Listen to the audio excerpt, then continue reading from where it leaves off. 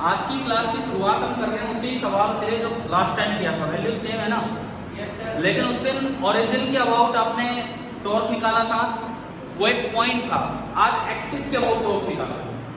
ठीक है, एक बार ये बताओ, आज बोला है वही सब है लेकिन एक्स एक्सिस, वाई एक्सिस और जेड एक्सिस के अबाउट बताओ।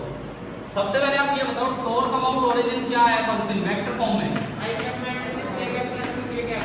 आई cap minus 6j cap 6j cap plus 2k cap plus 2k cap newton metre.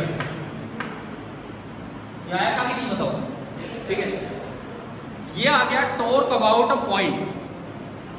अब आप पहला देखिए टॉर्क अबाउट एक्स एक्सिस।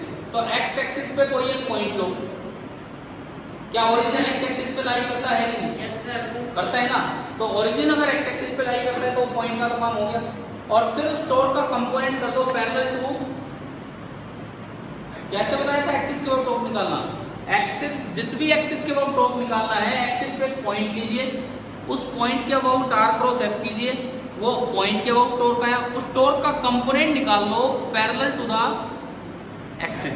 सिखाया था ये। मुझे निकालना है एक्स एक्सिस के अबाउट टॉर्क। देखो सपोज ये एक्स एक्सिस है, ये वाई एक्सिस है और ये जेड एक्सिस है। तो तीनों का कॉमन पॉइंट कौन है?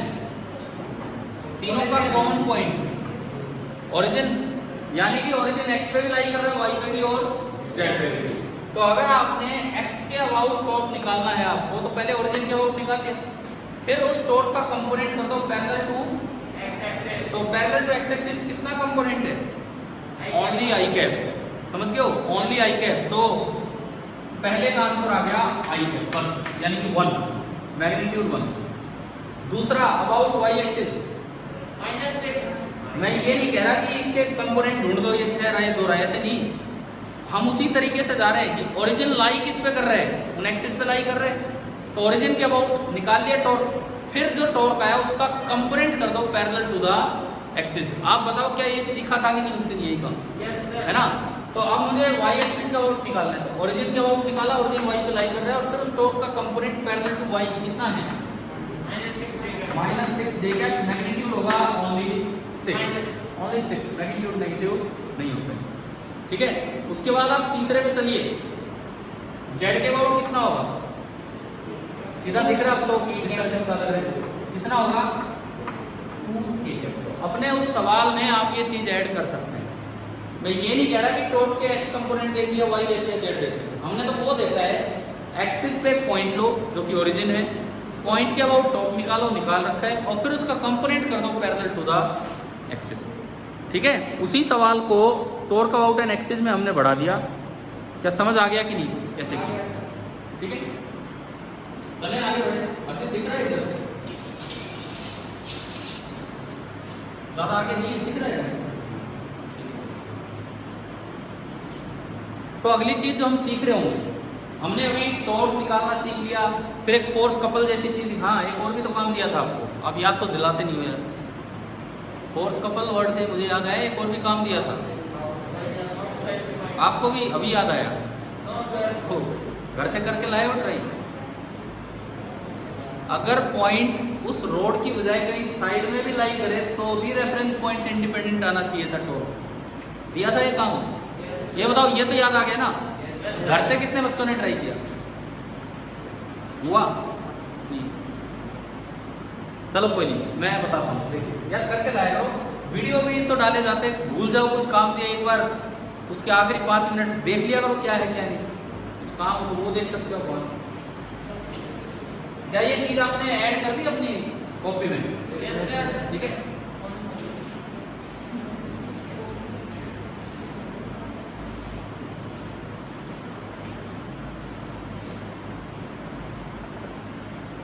देखिए इसके बाद देखो, मान लो ये कोई रोड है, फोर्स कपल वाला पॉइंट ही हम ले रहे हैं। यहां फोर्स लगा F, मैग्नीट्यूड F है और डायरेक्शन आगे। इस पे भी एक फोर्स F लगा, मैग्नीट्यूड F है और डायरेक्शन है पीछे, इस तरह से। ठीक है, सपोज ये लेंथ है L, मुझे ये देखना था कि कल हमने देखा कि इसका इन दोनों का जो टॉर्क था, रोड के ऊपर कोई भी पॉइंट लो उसकी पोजीशन से क्या आया था, इंडिपेंडेंट। आज देखते हैं कि अगर मैं साइड में कहीं पॉइंट लूँ, साइड में कहीं पॉइंट लूँ तो क्या उससे भी इंडिपेंडेंट होगा। ये चीज हमें देखनी है। कैसे देखें, सुने, मान लो ये कोई भी पॉइंट हो लिया, इसका टॉर्क निकालना है तो ये R1 हो गया वो, ऐसे तो बनाएंगे पॉइंट ऑफ एप्लीकेशन का पोजीशन वेक्टर, और इसका टॉर्क निकालना है तो ये क्या बनेगा, R2। अगर मैं इसको F वेक्टर बोलूं तो ये F है कि माइनस F है, माइनस है। वेक्टर फॉर्म में तो ये माइनस है, इक्वल एंड अपोजिट। आई बात यहाँ तक समझ में। अब मुझे कंप्लीट टॉर्क निकालना है, टोटल टॉर्क निकालना है अबाउट O। तो F1 का होगा और F2 का। एक पॉइंट के अबाउट फॉर्मूला होता है R क्रॉस F, ठीक है। तो F का तो होगा R1 क्रॉस F। तो जो पहली ब्रैकेट बनेगी वो तो बनेगी R1 क्रॉस F। दूसरी ब्रैकेट क्या बनेगी, प्लस वेक्टर सम होगा R2 क्रॉस माइनस है, ठीक है। प्लस जो सेकेंड ब्रैकेट आपकी बनने वाली है दैट इज R2 क्रॉस, लेकिन F नहीं, F की जगह क्या होगा, माइनस है। एक बार बताओ क्या ये लिखना आ गया यहाँ तक, समझ आया ये यहाँ तक, ठीक है। मैंने F कॉमन लिया। F कैसे कॉमन लेते हैं क्रॉस प्रोडक्ट में से, इधर उठा के ला सकते हैं, उधर ही रखना पड़ेगा। क्रॉस प्रोडक्ट में कभी भी ऑर्डर चेंज नहीं करते, मैंने डिफरेंशिएशन में बताई थी ये बात। क्रॉस प्रोडक्ट में अगर आप यूवी रूल लगाते हो तब भी बताया था कि ऑर्डर चेंज नहीं करना। अगर क्रॉस के बाद F है तो क्रॉस के बाद ही F आएगा। तो आप इसको कैसे लिख सकते हैं, this is equal to F को यहाँ कॉमन ले सकते हो, हाँ पहले नहीं लिख सकते, नहीं तो उल्टा हो जाएगा, समझ गए हो। क्रॉस F में कॉमन ले लिया, क्या बताए, R1 वेक्टर माइनस R2, ये वेक्टर सही नहीं लगाया इसमें, R1 vector minus R2 vector. अब एक बार इस डायग्राम में आप आओ, R1 माइनस R2 क्या बनेगा, R1 माइनस R2। सपोज मैं ये एक तीसरा वेक्टर बना रहा हूं इधर, और मैंने इसको इसकी लेंथ वेक्टर बोल दिया L, समझ रहे हो। मैंने इससे इसको ज्वाइन किया, एरो इधर लगा दिया और लेंथ वेक्टर बोल दिया। Triangle law of vector addition से बताओगे क्या इक्वेशन बन रही है, कौन से दो सेम ऑर्डर में है, कौन से दो सेम ऑर्डर में है, कौन से दो वेक्टर इन तीन में से सेम ऑर्डर में है, R2 और L। पता नहीं आप यही बोल रहे हैं कि नहीं, मैं तो बस वैसे एज्यूम कर रहा हूँ यही बोल रहा हूँ। R2 और L क्योंकि दोनों एक के हेड पे अगले की टेल है, तो भाई ट्रायंगल लॉ आप ये बोल सकते हैं कि vector R2 plus vector L this is equal to vector R1। तो क्या इससे R1 माइनस R2 मिला कि नहीं आपको, R1 माइनस R2 कितना आ गया, L वेक्टर। तो मैं R1 माइनस R2 की जगह क्या लिख सकता हूँ, L लिख सकता हूँ। तो ये आ गया L cross F, L cross F। अब बताओ क्या कहीं भी O पॉइंट का जिक्र हो रहा है या L और F इंडिपेंडेंट, कोई मतलब ही नहीं है, L तो अपने आप में इंडिपेंडेंट है। This thing is independent of O, this thing is independent of O। तो यही हम चाहते थे। दूसरी बात, एक फोर्स कपल का टॉर्क वेक्टर फॉर्म में आ गया। कल तक हम केवल मैग्नीट्यूड याद कर रहे थे, magnitude of either force into perpendicular distance between their line of action, कल याद किया था ऐसा। आज एक फॉर्मूला आ रहा है वेक्टर फॉर्म में, मैंने आपके लिए दिया था कि आप घर से कुछ ट्राई करते तो शायद अपने आप निकालते। अभी आ गया समझ, ठीक है। अब देखो ये क्या फॉर्मूला आया वो सुनो, चलो पहले लिख लो फिर मैं आगे बढ़ूंगा।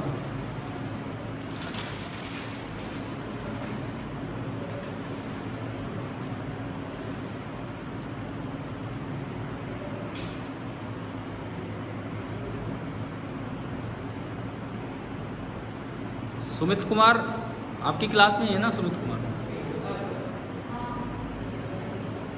अरे स्कूल कब आओगे आप दोनों?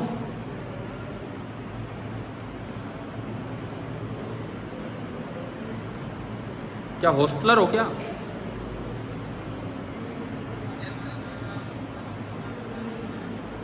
दोबारा बोलो, दोबारा जवाब देना।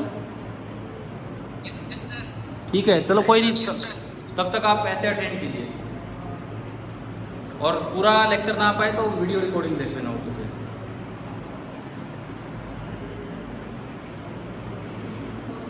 हो गया? अब ये देखो आप कि ये L क्रॉस F एक कैसा फॉर्मूला आ गया है, क्या मतलब है इस चीज का, ये सुनिए। बता दूं? Yes sir.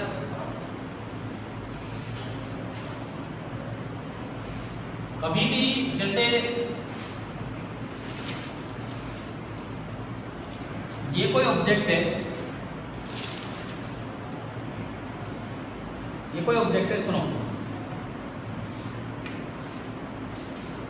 इसके कोऑर्डिनेट है 1, 2, एक्सवाई प्लेन में ऑब्जेक्ट रखा है, रोड रखी है, और इसके कोऑर्डिनेट है 3, 4, ये मैंने मान लिया, ये इनके कोऑर्डिनेट्स है। यहां पे एक फोर्स लग रहा है आई कैप प्लस के कैप, सब ऐसा यूनिट में है, और बोला है कि यहां फोर्स लग रहा है माइनस आई कैप माइनस, ठीक है? क्या ये कपल है कि नहीं, फोर्स कपल? Yes sir. क्या दोनों फोर्सेज इक्वल एंड अपोजिट हैं? आप इनका सम करोगे 0 आ रहा है, बिल्कुल फोर्स कपल है, तो ये रेफरेंस पॉइंट आपको नहीं देगा। अब इसमें आपसे पूछ लिया जाए कि इस फोर्स कपल का टॉर्क निकालो, इस फोर्स कपल का टॉर्क निकालो, वेक्टर फॉर्म में मुझे चाहिए, आई cap J cap K cap में चारों ऑप्शन आपको, आप मान लो वो करते चलोगे, फोर्स का मैग्नीट्यूड इनटू परपेंडिकुलर डिस्टेंस, वो बड़ा काम होगा, ये परपेंडिकुलर डिस्टेंस निकालने में तो जोर पड़ेगा, बड़ा काम हो जाएगा, है ना? वेक्टर फॉर्म में 4 ऑप्शंस हैं तो वो हमारे काम में नहीं आना। आप मैग्नीट्यूड निकाल के बैठे हो, 3 ऑप्शंस का मैग्नीट्यूड वही दे रखा है, आप टॉर्क का मैग्नीट्यूड निकाल के बैठे हो, 3 ऑप्शंस का मैग्नीट्यूड वही दे रखा है, फिर किस काम का है? तो ऐसे में आपको क्या करना है, अभी जो फॉर्मूला आया क्या आया, L cross F। L cross F क्या चीज है?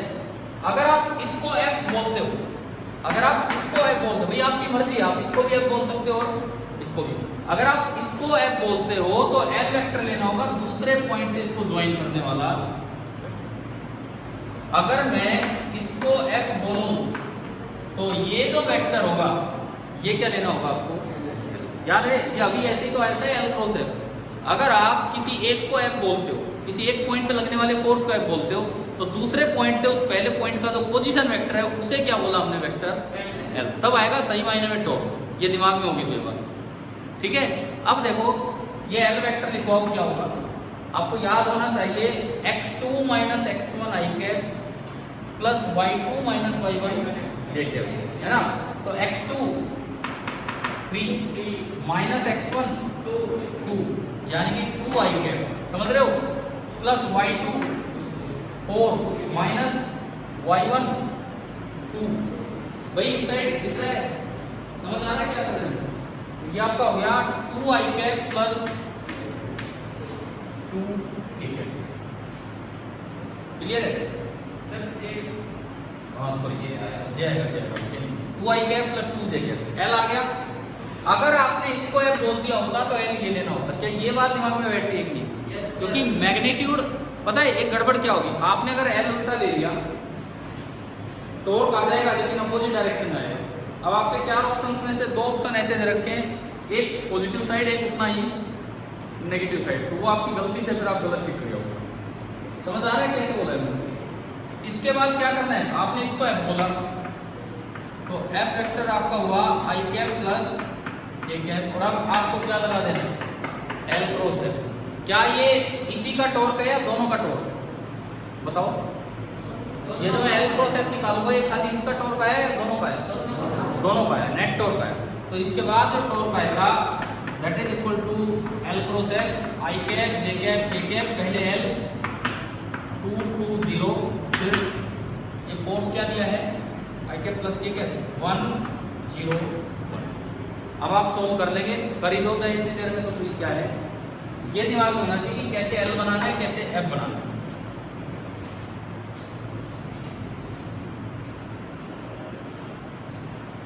ऐसे ना अगर उस पर बैठना चाहो तो उस पर बैठो खाली से।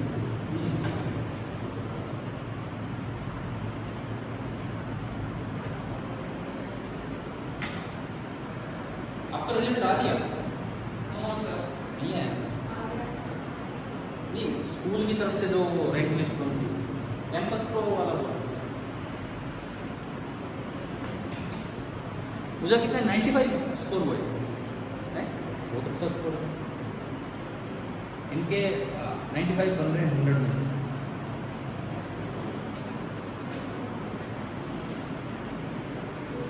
आप नेक्स्ट टाइम, मैंने देखा नहीं आपका पेपर अभी, नेक्स्ट टाइम जब हम परसों मिलेंगे तो आप अपने पेपर के भी डाउट्स लेके आना।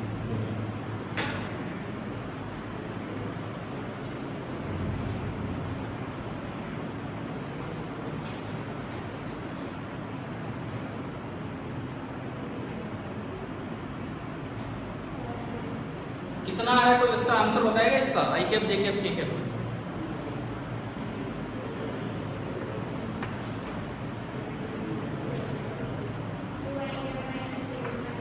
टू आई कैप माइनस, यही है सभी का। मैच करो, दिखाओ। इसके साथ आएगा 2, ठीक है। इसके साथ आएगा 2 माइनस 1, ठीक है। इसके साथ आएगा 0 माइनस 2, ठीक है, सही है। ये इतना टॉर्क आ गया है, सही। अब एक बात का जवाब दो, अगर मैं इसको F बोल देता तो एल वेक्टर मुझे ये लेना पड़ता, तब टॉर्क यही आता या इससे नेगेटिव आता?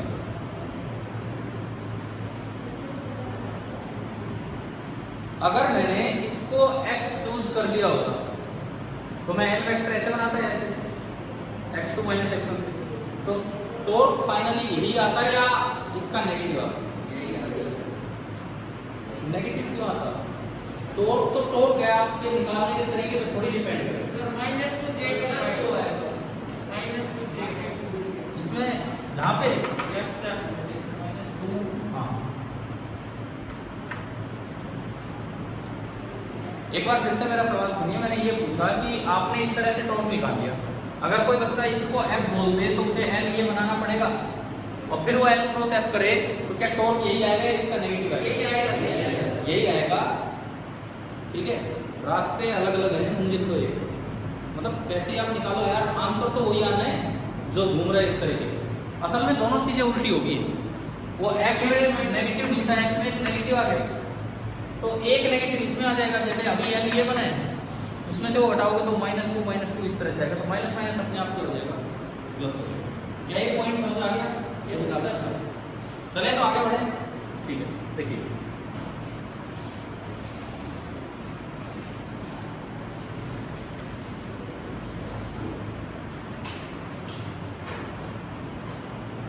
अब एक वर्ड सुना आपने, सेंटर ऑफ ग्रेविटी? कभी कभी हमने ही नाम लिया हो या पीछे या नहीं आया कहीं भी नाम? सेंटर ऑफ मास सुन लिया? ऐसा ही एक वर्ड होता है सेंटर ऑफ ग्रेविटी। बहुत से बच्चे तो ये सोचते हैं बोले एक ही है, तो एक ही है, एक ही नहीं। तो अब हम एक नई चीज़ पे चल रहे हैं और उसके बाद हम सीख पा रहे होंगे कि सेंटर ऑफ ग्रेविटी क्या चीज़ होती है, ठीक है। तो सबसे पहले हम हेडिंग डालें पॉइंट ऑफ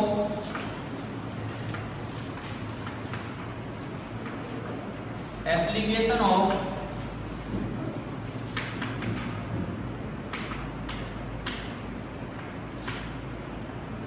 resultant force,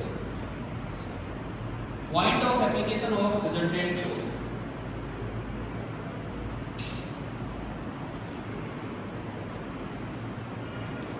इसका मतलब क्या होता है सुनिए, point of application of resultant force, इसका मतलब क्या होता है सुनिए। अगर मान लो एक ऑब्जेक्ट पे 3-4 फोर्स लग रहे हैं और उसकी वजह से वो घूम रहे हैं, मैं कोई ऐसा पॉइंट ढूंढ दूं कि अगर मैं उसको वहां से पकड़ लूं तो वो ना घूम पाए, तो उस पॉइंट को क्या बोलेंगे हम? पॉइंट ऑफ एप्लीकेशन, ठीक है। एक देखो, ये डस्टर लिया, मैं 3 कील लगाता हूँ उसमें, यहाँ कील लगाऊंगा तो बताओ ये घूमेगा कि नहीं? मैंने देखो अभी ये नीचे आएगा, अपने आप ही नीचे आएगा। पहली बार बीच में दिखाता हूँ, क्या ये नीचे आएगा? नहीं आ रहा। फिर जब मैं यहाँ कील लगाऊंगा तो ये नीचे आएगा अपने आप? यार ये तो ज़्यादा ही तगड़ा काम हो गया, ये तो ज़्यादा आदेश का पालन कर रहा है, एक्चुअली फ्रिक्शन ज़्यादा है। सुनो मैं थोड़ा हल्का करता हूँ, ये देखो आगे अपने आप ये है ना। ऐसे ही अगर मैं यहाँ दबाता हूँ तो क्या ये घूमेगा या नहीं, गया है अपने आप, गया ना। इट मीन्स हो क्या रहा है, कोई एक पॉइंट ऐसा है कि अगर मैं वहाँ कील लगा दूँ तो ये घूम नहीं पा रहा, मतलब उस पॉइंट के अबाउट सभी फोर्सेस का रिजल्टेंट टॉर्क कितना है, 0। उस पॉइंट को ही क्या बोलते हैं हम, पॉइंट ऑफ एप्लीकेशन। ठीक है, मैं लिख देता हूं, आप भी लिख लीजिए कि it is that point about which, it is that point about which the resultant torque is 0 ना जी, resultant torque is 0।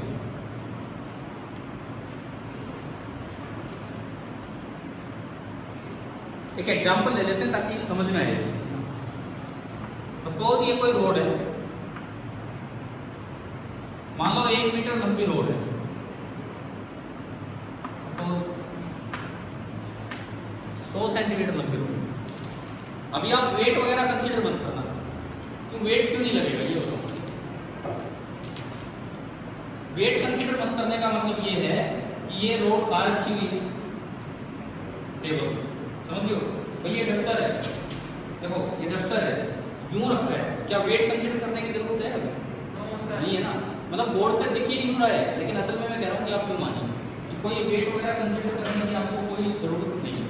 ठीक है, मैं इस पे रैंडमली कोई 2 फोर्स मानता हूँ, कैसा भी सिस्टम आ जाए आपको पॉइंट ऑफ एप्लीकेशन निकालना आना चाहिए। देखिए अगर मान लो ये रोड, पहली बात तो मैंने बताया यूं नहीं है, वेट कंसीडर नहीं करना है, यूं रखो। दूसरी बात, अब कोई फोर्स इधर हो सकता है, कोई फोर्स इधर हो सकता है, कोई कहीं भी हो सकता है। ठीक है, तो मैं एक सिंपल केस बना रहा हूँ कि एंगल पे ना लेके रोड के परपेंडिकुलर में फोर्सेस लगा। सपोज मैंने एक फोर्स यहाँ ले लिया, इधर की तरफ एक फोर्स लग रहा है 10 न्यूटन का, इसे मैं F1 बोल देता हूँ, दिख रहा है ना आपको। इसकी दूरी 10 सेंटीमीटर मान, और एक और फोर्स लिया 30 सेंटीमीटर पे, ये थोड़ा बड़ा फोर्स मान लिया 20 न्यूटन का। अब बस आपको इस रोड में पॉइंट ऑफ एप्लीकेशन निकालना, point of application of forces निकालना। देखो एक रोड ली, उस पर 2 फोर्स लग रहे हैं, एक साइड लग रहा है 10 न्यूटन और एक साइड लग रहा है 20 न्यूटन। समझ आ रहा होगा ना, एक तो इधर 10 और एक इधर की तरफ 20। ठीक है, अब ऐसा पॉइंट ढूंढना है कि अगर मैं वहां की लगा दूं तो उसके बाद पूरी रोड ना घूमे। एक बार पहले हम जज करें, अपने तरीके से ढूंढें कि कहाँ होगा। यूं सोचो, अगर मैं यहाँ कील लगाऊं तो क्या ये रोड घूमेगी या नहीं इस इलाके में? कारण घूमेगी, बिल्कुल घूमेगी। कारण सुनो, इस पॉइंट के अबाउट ये तो ले जाना चाह रहा है एंटी क्लॉकवाइज, ये तो ले जाना चाह रहा है एंटी क्लॉकवाइज। ध्यान से देखो भाई, देखो इनको नहीं दिख रहा, मैं बार-बार बोल रहा हूँ, वहाँ आ जाओगे। ठीक है, क्योंकि मैं समझाऊंगा इधर से। ये तो ले जाना चाह रहा है एंटी क्लॉकवाइज, ये क्लॉकवाइज। क्या दोनों का टॉर्क बराबर है? ये फोर्स भी कम है, दूरी भी कम है, तो टॉर्क तो F/r होता है। वो फोर्स भी ज्यादा है, डिस्टेंस भी ज्यादा है, r परपेंडिकुलर, तो उसका टॉर्क तो ज्यादा होगा। ये तो बैलेंस नहीं हो पाएगा। क्लियर है? मतलब इस इलाके में कहीं भी पॉइंट ऑफ एप्लीकेशन नहीं, ऐसा पॉइंट कि जिसके वो नेट टॉर्क कितना हो, 0। अगले इलाके में चलो, इस इलाके में यहां मैं कहीं भी कील लगाऊं तो क्या ये घूमने से रोक पाओगे आप? इस पॉइंट के अबाउट ये कैसे घुमाना चाह रहा है? Clockwise, clockwise. और इस पॉइंट के अबाउट ये कैसे घुमाना चाह रहा है? क्लॉकवाइज।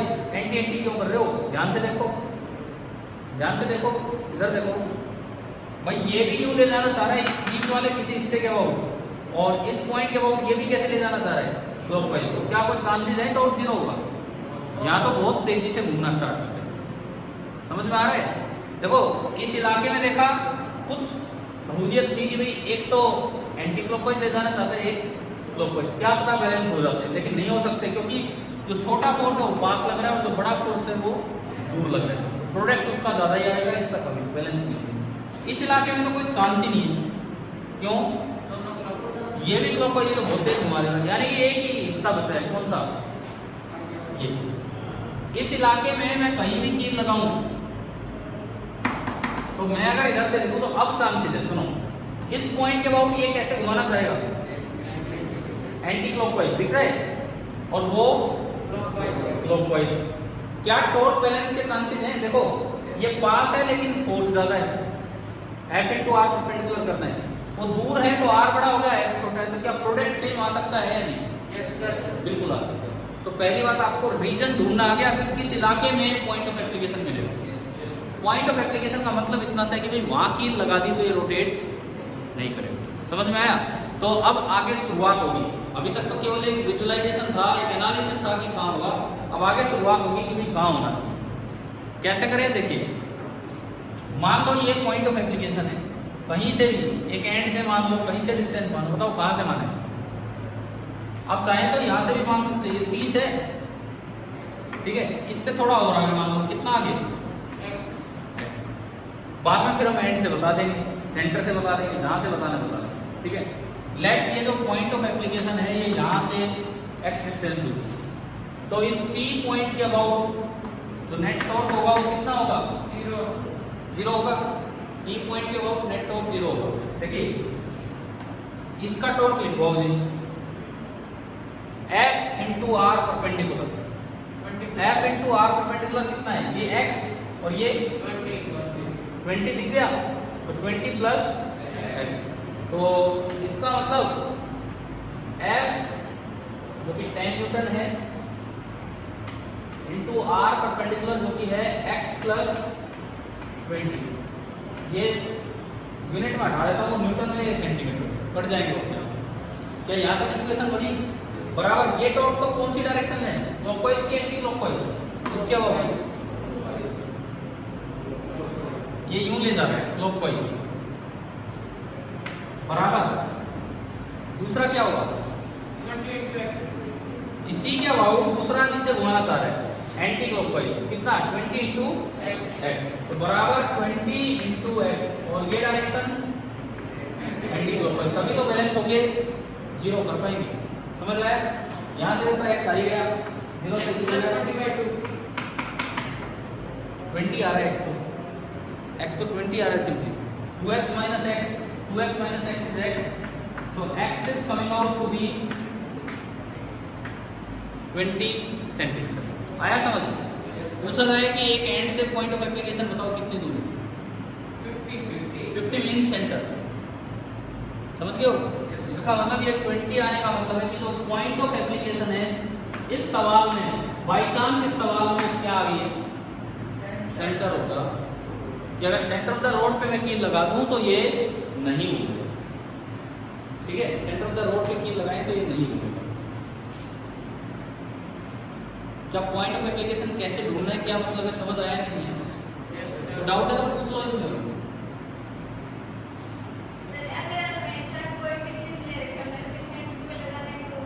ना ना, कैसे? ये तो बहुत गलत बात है।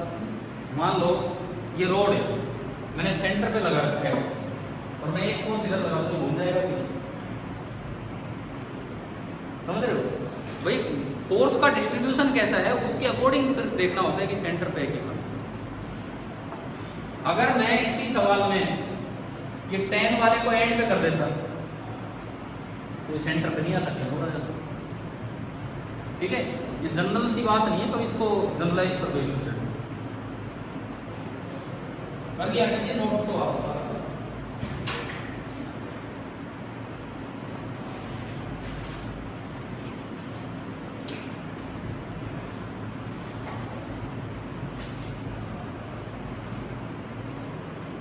अच्छा, ये जो तरीका था पॉइंट ऑफ एप्लीकेशन निकालने का, इसमें ना हमने बड़ा एनालाइज किया कि उस हिस्से में होगा या इसमें होगा या इसमें होगा, है ना। एक और आसान तरीका बताता हूँ, लेकिन ये ज़्यादा बेटर तरीका है, इसमें समझ आता है कि पॉइंट ऑफ एप्लीकेशन होता है। लेकिन एक और आसान अल्टरनेटिव ये बताता हूँ इसके बाद पॉइंट ऑफ एप्लीकेशन निकालने का।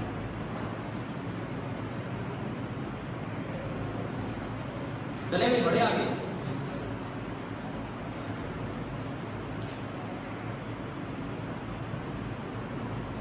ये मैं यहाँ से हटा रहा हूँ, जो क्वेश्चन दिया है वो ये है, और मुझे पॉइंट ऑफ एप्लीकेशन निकालना। तो अल्टरनेटिव वे, मीनिंग तो पिछले मेथड में ही क्लियर हो गया, लेकिन अब सुनो अल्टरनेटिव वे। अल्टरनेटिव वे क्या है? सबसे पहले आप किसी एक एंड के अबाउट नेट टॉर्क निकालो। अल्टरनेटिव वे सीखो पॉइंट ऑफ एप्लीकेशन निकालने का। किसी एक एंड के अबाउट, नेट डिसेंट भी है, तो आप पूरे सिस्टम पे जो फोर्स लग रहे हैं नेट टॉर्क निकाल दो ए के अबाउट। कैसे निकालें? फाइंड नेट टॉर्क अबाउट ए, किसी भी एक एंड के अबाउट। देखो सुनो, इसका टॉर्क तो होगा ए के अबाउट, देखो ए के अबाउट, इसका टॉर्क तो होगा एंटी क्लॉकवाइज, और उसका क्लॉकवाइज वो ज्यादा होगा क्योंकि उसका फोर्स भी ज्यादा, उसकी डिस्टेंस भी ज्यादा है। तो क्लॉकवाइज ज्यादा, एंटी क्लॉकवाइज कम, तो नेट टॉर्क कैसा होगा? क्लॉकवाइज। तो क्लॉकवाइज वाले को पॉजिटिव ले लो, एंटी को नेगेटिव। क्लॉकवाइज वाला टॉर्क कितना है? 20 इंटू 30। 20 इंटू 30 कितना हो गया? 600 न्यूटन सेंटीमीटर में चल रहा है। माइनस इसका बताओ, इसका टॉर्क कितना है? ए के अबाउट 10 इंटू 10 100, यानी कि आया 500 न्यूटन सेंटीमीटर। एक स्टेप हुआ। पिछला ज्यादा अच्छा मेथड था, लेकिन ये जल्दी हो जाता है। पिछले में तो हमें देखना पड़ता है भाई किस इलाके में माने, ये जल्दी हो जाता है। आप एक एंड के अबाउट एक बार ये कर दिया आपने, उसके बाद क्या करो, मान लो कि पॉइंट ऑफ एप्लीकेशन इस एंड से x दूरी पे, इसके बाद आप मान लो कि पॉइंट ऑफ एप्लीकेशन इस एंड से x डिस्टेंस पे। अगर आप रिजल्टेंट फोर्स P पॉइंट पे लगा देना, अगर आप रिजल्टेंट फोर्स P पॉइंट पे लगा दें, तो A पॉइंट के अबाउट टॉर्क उतना ही आना चाहिए जितना कि पहले आ रहा है। तो भी आप P पॉइंट को क्या बोल सकते हैं? Point of application. दूसरा मेथड क्या है? पहले आपने एक एंड लिया, नेट टॉर्क निकाला, नेट टॉर्क निकाला। अब मान लो कि पॉइंट ऑफ एप्लीकेशन यहाँ से x डिस्टेंस दूर है, जो भी रिजल्टेंट फोर्स है अगर आप P पॉइंट पे लगा दें तो अब भी A पॉइंट के अबाउट उतना ही टॉर्क आना चाहिए जितना पहले आ रहा था। तो आप P की वैल्यू निकाल दो। ठीक है, अब बताओ अगर मैं रिजल्टेंट फोर्स देखूं तो कितना रिजल्टेंट फोर्स है इसमें? इस रोड पे रिजल्टेंट फोर्स 20 नीचे लग रहा है, 10 ऊपर लग रहा है। रिजल्टेंट फोर्स कितना है? 10 न्यूटन। किधर है? नीचे। समझ में आ रहा है? F रिजल्टेंट जो है, F रिजल्टेंट वो आपका है 10 न्यूटन डाउनवर्ड, नीचे की तरफ 10 न्यूटन है F रिजल्टेंट। क्लियर? तो आप दूसरा काम करेंगे कि दोबारा से आपने रोड बनाई, दोबारा से A पॉइंट लिया, और किसी भी x दूरी पे जहां आप पॉइंट ऑफ एप्लीकेशन मानते हैं वहां F रिजल्टेंट दिखा दो नीचे। F रिजल्टेंट कितना है? 10। ये लो भाई 10 न्यूटन नीचे। अब इसका टॉर्क निकालो, इसका टॉर्क दोबारा निकालो। F रिजल्टेंट का अबाउट है 10 इंटू एक्स हो गया कि नहीं? 10 न्यूटन इंटू एक्स। बताओ समझ आ रहा है? सेम डायरेक्शन आएगी। देखो ये डायरेक्शन क्लॉकवाइज बन रही है और ये भी कैसा आया था? क्लॉकवाइज। इन दोनों को इक्वेट कर दो तो भी पॉइंट ऑफ एप्लीकेशन आ जाएगा। क्या देखिए कैसे आंसर आ रहा है? अगर आप इन दोनों को इक्वेट करते हो, अगर आप इन दोनों को इक्वेट करते हो तो इक्वेशन बनती है 500 newton centimetre is equal to 10 newton into X. Newton से न्यूटन गया, 10 से गया तो एक्स कितना होगा? 50 सेंटीमीटर। क्या एक एंड से 50 सेंटीमीटर दूर आया था कि नहीं पॉइंट ऑफ एप्लीकेशन? समझ में आ रहा है? मीन्स पॉइंट ऑफ एप्लीकेशन के दो मीनिंग हो गए। पहला मीनिंग कि वहां कील लगा दो तो वो टर्न नहीं करेगा। ठीक है। दूसरा मीनिंग कि आप एक एंड के अबाउट नेट रिजल्टेंट निकालो, फिर सारे फोर्सेस को वहीं लगा के रिजल्टेंट फोर्स को वहां लगा दो, और अब भी अगर टॉर्क उतना ही आए तो वो जो पॉइंट होगा वो पॉइंट क्या कहलाएगा? उन सभी फोर्सेस का पॉइंट ऑफ एप्लीकेशन। क्या क्लियर हो गया है कि नहीं? और आपको दोनों मेथड पे जाने की जरूरत नहीं है। अगर आपको पहला मेथड कंफर्टेबल लगता है, अक्सर लगता है वो, क्योंकि उसमें मीनिंग क्लियर होता है ज्यादा, वो कंफर्टेबल लगे तो वो लगाओ, ये कंफर्टेबल लगे तो ये। क्लियर हो गया? ठीक है, कर लीजिए नोट, फिर हम आगे बढ़ें।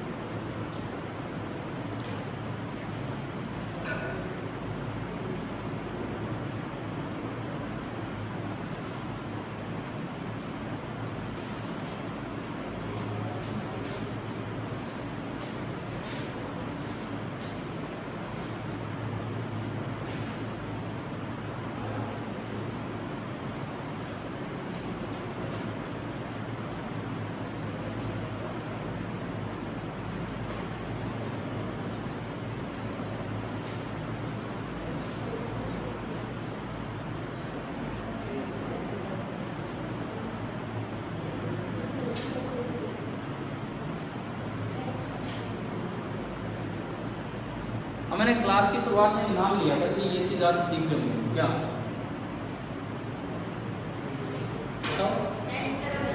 Centre of gravity. तो अगला टॉपिक वही होगा, वो भी किसी का पॉइंट ऑफ एप्लीकेशन है।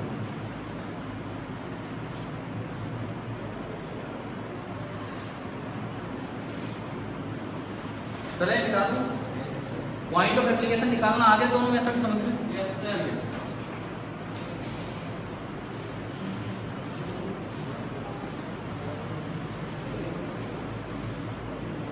अब देखिए वर्ड आता है सेंटर ऑफ ग्रेविटी। इसका मतलब सुनिए क्या है, एक बड़ा ऑब्जेक्ट है, उस पे कई पार्टिकल्स हैं, किसी का ग्रेविटेशनल फोर्स ज्यादा होगा, किसी का कम, डिपेंड करता है पार्टिकल के मास पे। एक बड़ा सिस्टम है, कई पार्टिकल है, कई ग्रेविटेशनल फोर्स लग रहे हैं। उन सभी ग्रेविटेशनल फोर्सेस का जो पॉइंट ऑफ एप्लीकेशन होगा उसे क्या बोलते हैं, centre of gravity. Centre of gravity का मतलब है कि it is the point of application of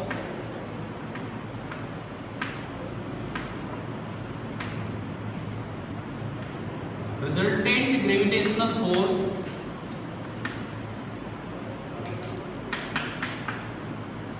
point of application of resultant gravitational force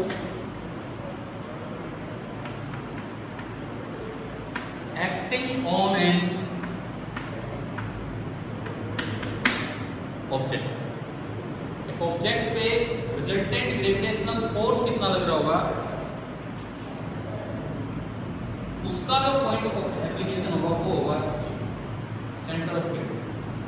अब सवाल आता है क्या centre of gravity centre of mass same होते हैं या इसका मतलब क्या है। अच्छा, अगर फिजिकली इसका मीनिंग बताऊं तो और कोई फोर्स नहीं लग रहे, बस ग्रेविटी लग रहे हैं। मैंने इस चीज को यहाँ लिया, कौन से पॉइंट के अबाउट में हिंज करूं कि ये रोटेट ना करे, क्योंकि रोटेट करेगा तो ओनली किस फोर्स की वजह से करेगा।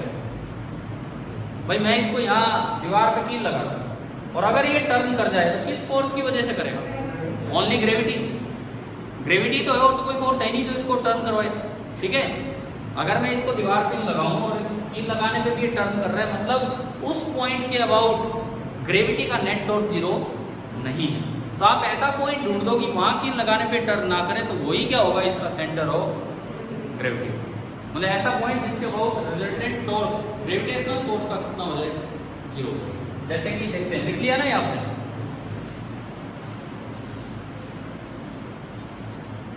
सपोज कोई बड़ा ऑब्जेक्ट है,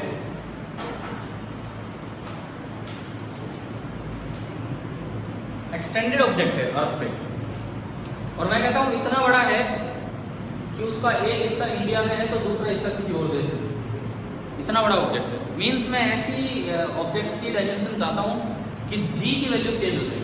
आपको पता होगा यहाँ और वहाँ में तो जी कोई फर्क है नहीं, लेकिन हम इक्वेटर से तोल जाते हैं, पढ़े हैं 9th में, तो जी की value acceleration due to gravity की वैल्यू भी चेंज हो जाती है।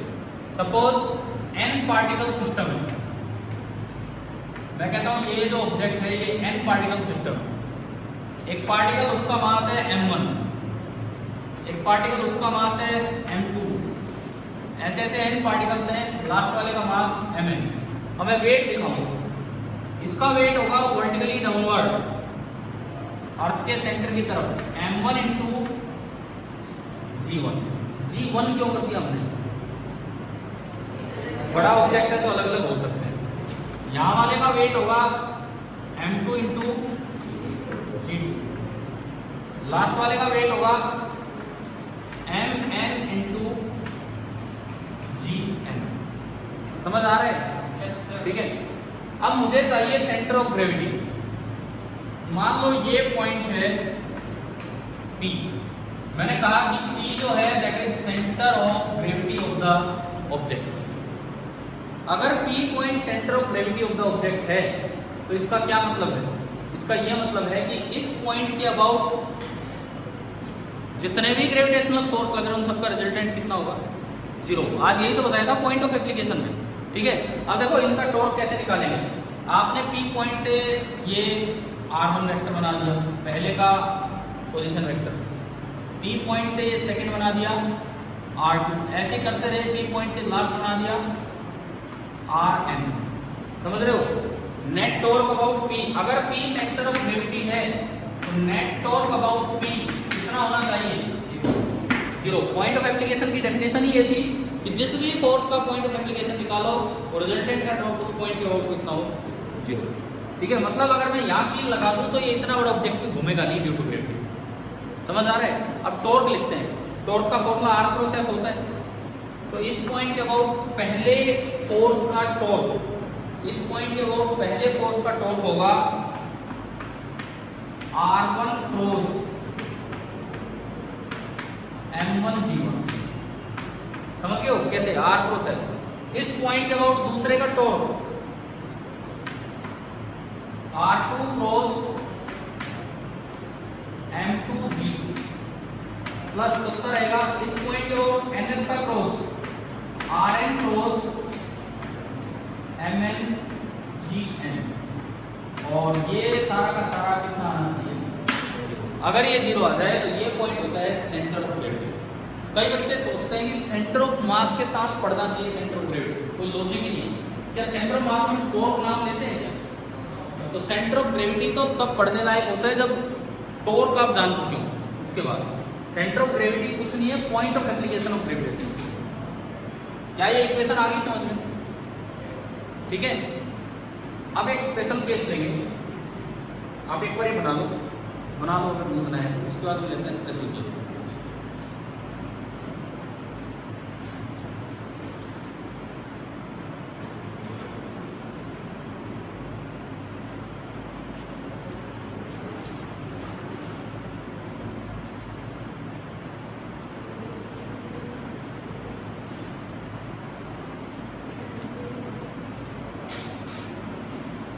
समझ तो आ रहा है ना डायग्राम?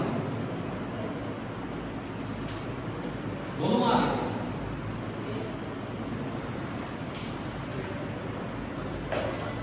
देखो अगर ये इक्वेशन लिखते हो तो क्रॉस लगाना है, वेक्टर साइन लगाना है, मास मत लगा देना वेक्टर साइन, मास तो स्केलर होता है, जी पे लगाना है वेक्टर साइन। इनका थोड़ा ध्यान रखना, R पहले लिखना है, N बाद में लिखना। R क्रॉस F किसी भी पॉइंट के अबाउट अगर ये इक्वेशन सेटिस्फाई हो रही है तो वो उसका सेंटर ऑफ ग्रेविटी। अब आप लिखिए स्पेशल केस अपनी कॉपी में, आगे लिखिए स्पेशल केस, और स्पेशल केस में ये लिख दो if the object is of small dimension. जैसे आप और हम स्मॉल डायमेंशन के If the object is of small dimension, देखो अगर स्मॉल डायमेंशन का होगा तो क्या G अलग अलग होगा? हर जगह क्या होगा? सेम। अब अगर मैं इसमें देखूं तो इसका मतलब है G1 that is equal to G2 Gn, और उन सबको हमने बोल दिया G। तो देखो इक्वेशन क्या बनी? पहली term R1 cross M1 G। समझ आया? समझ आ रहा है क्या किया मैंने? Second term plus R2 cross M2 G। समझ आ गया क्या किया? ऐसे ही लास्ट टर्म बनेगी, चलता रहेगा ये। आखिरी टर्म बनेगी Rn क्रॉस Mn G, और अगर ये सेंटर ऑफ ग्रेविटी है तो ये कितना होना है? 0। बताओ इक्वेशन आई समझ? मैं अगर इसमें से G कॉमन लेना चाहूं, उधर लिखूं कि इधर लिखूं? चलो ठीक है, मैं आपसे बस अभी यही जानना चाहूंगा कि आप कॉमन कैसे लेते? सपोज कि मैंने G लिख दिया, अंदर क्या बचेगा? पहली टर्म बोलना, पहली टर्म बोलो ढंग से, क्या बचेगा? R1 वेक्टर, ये लो जी R1 वेक्टर हो गया, और आगे बोलो। अरे क्रॉस कहाँ लगेगा एक तो ये बताओ। R1 क्रॉस M1 लिखना कोई फायदेमंद नहीं है, कोई मतलब ही नहीं उस चीज का, क्योंकि वेक्टर होंगे स्केलर। अगर आपने वेक्टर बाहर कॉमन लिया है ना तो साथ में क्रॉस उस वेक्टर के साथ होगा और एक वेक्टर कहाँ बचेगा, अंदर। समझ रहे हो? अब एक वेक्टर अंदर क्या बचा, उसमें पहली टर्म है m1 r1, क्योंकि m1 तो एक नंबर है, m1 तो सिंपली एक नंबर है, वेक्टर को चेंज नहीं किया। सेकंड टर्म है m2 r2, चलता रहेगा। लास्ट टर्म क्या होगी, mn r1। समझ आ गया कि नहीं? देखो ये स्टेप मैथमेटिकल स्टेप है, इसमें गलती कर देते हैं बच्चे कि क्या कॉमन लेना है क्या नहीं। वेक्टर कॉमन लिया है तो क्रॉस साथ जाएगा और इसको एज अ वेक्टर आप यहाँ दिखा दें। क्या समझ आ चुका है सभी को? अब g तो जीरो है नहीं, g तो जीरो है नहीं, इट मींस हम यहाँ से ये बोल देंगे कि m1 r1 vector plus m2 r2 vector continued up to mn rn vector, वो क्या है, जीरो। ऐसे कैसे बोल दिया कि ये जीरो है? यूं तो तीन केस हो सकते थे, या तो g जीरो वो तो है नहीं, या ये जीरो हो जो हमने मान लिया है, या फिर ये वेक्टर और वो वेक्टर पैरेलल, क्योंकि पैरेलल वेक्टर्स का भी तो क्रॉस प्रोडक्ट कितना होता है, जीरो। परंतु वो तो बड़ा स्पेशल केस हो जाएगा। हमने एक जनरल केस लिया है, m1 कहीं m2 कहीं r1 कहीं r2 कहीं, तो हम ये नहीं कह सकते कि इसके पैरेलल आएगा। तो इन जनरल यहाँ से ये रिजल्ट मिला कि ये चीज क्या होगी आपकी, जीरो। तो कहीं भी सेंटर ऑफ ग्रेविटी ढूंढना हो, कहीं भी सेंटर ऑफ ग्रेविटी ढूंढना हो, तो एक ऐसा पॉइंट हो जहां से r1 r2 rn बनाओ और ये कंडीशन सेटिस्फाई हो जाए, अगर छोटा ऑब्जेक्ट है जी अर्थ से, तो वो पोजीशन क्या होगी उसकी, सेंटर ऑफ ग्रेविटी। लेकिन इसको मैं थोड़ा आसान करता हूँ अभी, देखो इसको थोड़ा आसान करते हैं अभी। ये चीज जीरो आ गई, समझ में आया? दोनों साइड टोटल मास से डिवाइड कर दो, m1 plus m2 up to mn, तो उधर तो जीरो ही रहना है। यानी कि इसी मैं तो इसी में कर रहा हूँ, आप अगला स्टेप ले सकते हो। तो मैं इसमें जब डिवाइड करूंगा तो बताओ क्या ये बन गया कि नहीं?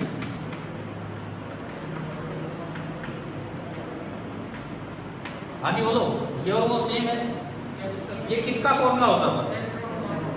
सेंटर ऑफ मास का पोजीशन वेक्टर। ठीक है, ठीक है, यहां तक आ रहा है समझ? तो ये रिजल्ट क्या बना वो सुनो। सेंटर ऑफ मास का पोजीशन वेक्टर भी कितना आ गया, जीरो। इसका मतलब अगर आप सेंटर ऑफ ग्रेविटी से सेंटर ऑफ मास का पोजीशन वेक्टर बनाओगे तो जीरो आ रहा है। भाई ये सारे पोजीशन वेक्टर कहां से बनाए थे हमने, पी पॉइंट से, और उस पी पॉइंट को क्या बोला था, सेंटर ऑफ ग्रेविटी। अगर छोटा ऑब्जेक्ट है, छोटा मतलब वैसे बड़ा हो सकता है लेकिन नॉर्मल साइज का, अर्थ के अलग अलग पार्ट्स पे नहीं जा रहा है, छोटा ऑब्जेक्ट है, तो सेंटर ऑफ ग्रेविटी से अगर आप सेंटर ऑफ मास का पोजीशन वेक्टर बनाएंगे, जैसा कि यहां हुआ है आरसीएम, आरसीएम कितना आ गया, जीरो आ गया। और ये कहां से बनाया था, with respect to centre of gravity से लिए थे सारे। तो रिजल्ट क्या आया है सुने, अगर छोटा ऑब्जेक्ट है, सेंटर ऑफ ग्रेविटी से अगर आप सेंटर ऑफ मास का पोजीशन वेक्टर बनाएंगे तो कितना है, जीरो। क्या मतलब है इस बात का, कोइंसाइड। समझ गए हो?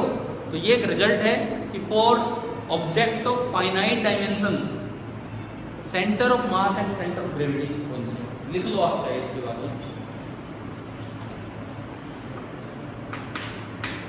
For the objects of finite dimensions, center of gravity and center of mass coincide। समझ में आया कि नहीं कैसे आया ये रिजल्ट? छोटा ऑब्जेक्ट है तो सेंटर ऑफ ग्रेविटी के रेस्पेक्ट में सेंटर ऑफ मास का पोजीशन वेक्टर जीरो आ गया, इसलिए इसको कंसाइड करें।